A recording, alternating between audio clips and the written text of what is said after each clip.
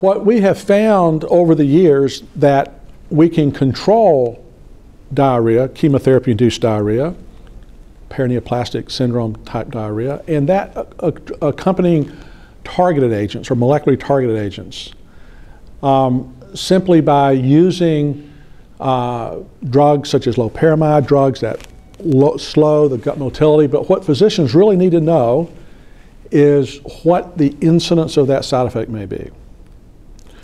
I think when we talk about the molecularly targeted agents, drugs like sorafenib, sunitinib, dasatinib, and even some of the monoclonal antibodies like cetuximab or panitumumab, these drugs will have grade 1, grade 2, and potentially when added with other drugs, more severe toxicity. And a good example would be lapatinib in the management of breast cancer.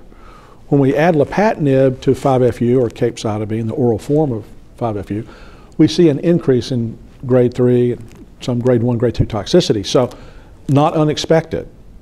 So what physicians need to understand is that diarrhea is not a deal breaker. We need to deal with it. Hopefully by preventing, anticipating, educating, and communicating, we can do a better job in keeping our patients from going to a grade 1 or a grade 2.